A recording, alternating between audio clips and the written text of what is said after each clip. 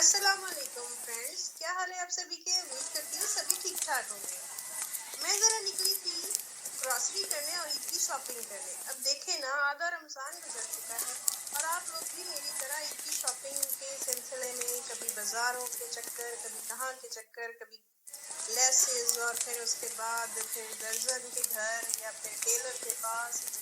اور تو اور مہنگائی کتنی ہو گئی ہے لسنرز، حد ہو گئی ہے، اتنی مہنگائی، جس چیز پہ ہاتھ رکھو آگ لگی ہوئی ہے۔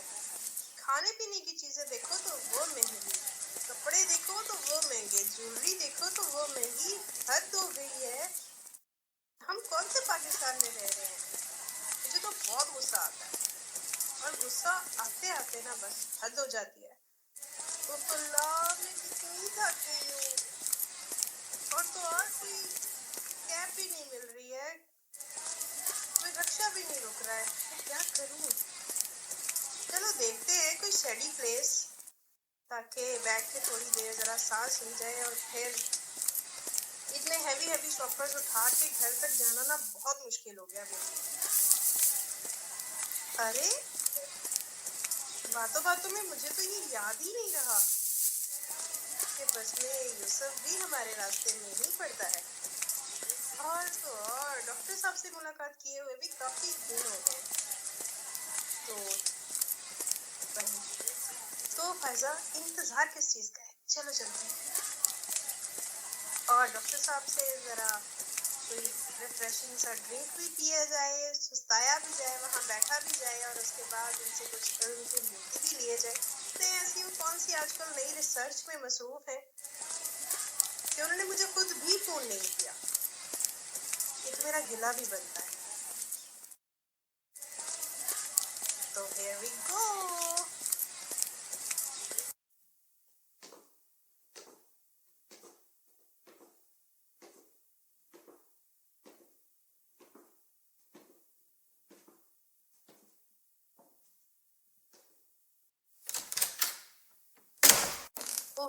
ایک تو اتنی گرمی، اب دیکھتی ہوں ڈاکٹر صاحب کہاں ہیں، اور یہ رہے ڈاکٹر صاحب۔ جی السلام علیکم فائزہ، کیسی ہیں آپ؟ ٹھیک ٹھاک ہیں؟ اللہ کا شکر ہے ڈاکٹر صاحب، میں تو ٹھیک ٹھاک ہوں، لیکن باہر انتہا کی گرمی ہے۔ سب سے پہلے تو تشریف رکھیں اور یہ بتائیں کہ آج ادھر کا راستہ کیسے بھول گئی آپ؟ بہت دن ہو گئے آپ کو آئے ہوئے۔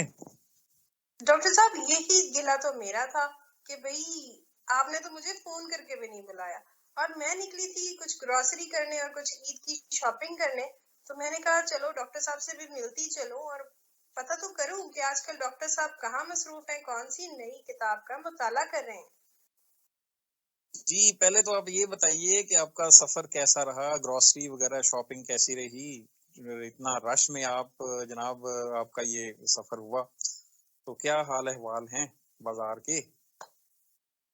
ڈاکٹر صاحب پوچھئے ہی مت، اتنی گرمی اوپر سے اتنی مہنگائی، آپ تو بس اس ٹاپک کو چھوڑ ہی دیجئے۔ اچھا تو چلیں یہ بتائیے کہ کیا پسند کریں گی آپ، کیا پیش کیا جائے آپ کو؟ اب آپ اتنی گرمی میں آئی ہیں اور پھر اوپر سے اتنا سامان بھی ہاتھ میں پکڑا ہوا ہے، تو آپ تو اچھی خاصی تھک گئی ہوں گی۔ سر کچھ ٹھنڈا منگوا لیجئے، بہت گرمی ہے۔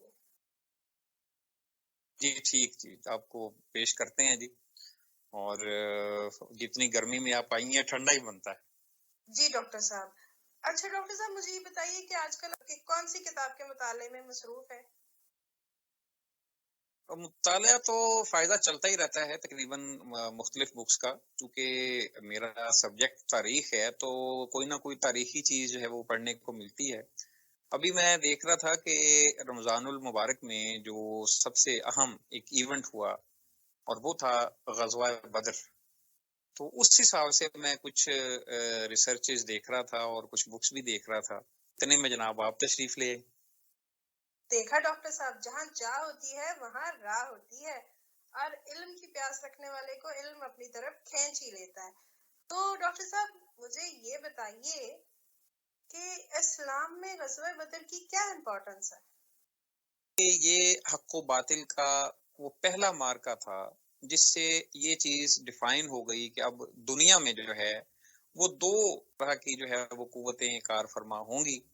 جیسے جس کو آپ کہہ سکتے ہیں کہ مسلمان اور کفار، تو ان دونوں کی جو ہے وہ اس جنگ کا یہاں سے آغاز آپ اس کو کہہ سکتے ہیں، یا یوں کہہ سکتے ہیں کہ یہ بیسیکلی ایک وہ ٹارگٹ تھا کہ جب دیکھنا یہ تھا کہ مسلمان آگے کیا کریں گے، اور قریش یا جو کفار تھے ان کا خیال یہ تھا کہ ہم بہت جلدی جو ہے وہ ایک ہی حملے میں مسلمانوں کو کرش کر دیں گے، اور اس کے بعد یہ جو نیا جو انہوں نے یہ شروع کیا ہے مذہب، اس کو بھی جو ہے وہ ختم کریں گے، اور ہم پھر اپنے وہی پرانے باپ دادا کے دین پہ جو ہے وہ قائم رہ سکیں گے۔ ڈاکٹر صاحب مجھے یہ بھی بتائیے، اب ظاہر ہے میں آ تو گئی ہوں تو کوشچن جو ہے وہ میری کچھ کیوریز بن گئی ہیں، اور آپ کو تو پتہ ہے کہ مجھے کوشچن پوچھنے کا کتنا شوق ہے، تو اب مجھے آپ بتائیں اور میرے کوشچن کے لیے تیار بھی ہو جائیں کہ ڈاکٹر صاحب جیسے آپ نے کہا کہ حق و باطل میں امتیاز ہو گیا، ڈفرینشیٹ ہو گیا، تو پھر کون سی جو ہے طاقت غالب آئی؟ تو جس وقت یہ لوگ آئے تھے حملہ کرنے، اس وقت تو ان کا خیال یہ تھا کہ شاید بہت جلدی ہم یہ مارکا جو ہے وہ سر کر لیں گے، اور اس کے بعد ہمیں ضرورت نہیں پڑے گی دوبارہ کسی طرح ان کے ساتھ لڑنے کی۔ لیکن دوسری طرف مسلمان جو تھے حضور صلی اللہ علیہ وسلم کی قیادت میں، وہ ظاہر ہے کچھ نئی چینجز کے ساتھ، تبدیلیوں کے ساتھ اور نئے ٹارگٹس کے ساتھ آ رہے تھے، اور ان کا مقصد صرف یہ جنگ کرنا ہی نہیں تھا، بلکہ آئندہ آنے والے وقت کے لیے، انسانیت کے لیے، مسلمانوں کے لیے، بلکہ پوری دنیا کے لیے جو ہے وہ نئے قوانین، نئے اصول، نئے قواعد و ضوابط جو ہے وہ مرتب کرنا تھا۔ تو اس لیے ان کا جو مشن تھا وہ تو پورے ایک پلان کے ساتھ آئے تھے۔ البتہ ان کا یہی خیال تھا کہ شاید ہم بہت جلد ان کو ختم کر کے تو اس کے بعد پھر جو ہے وہ واپس چلے جائیں گے۔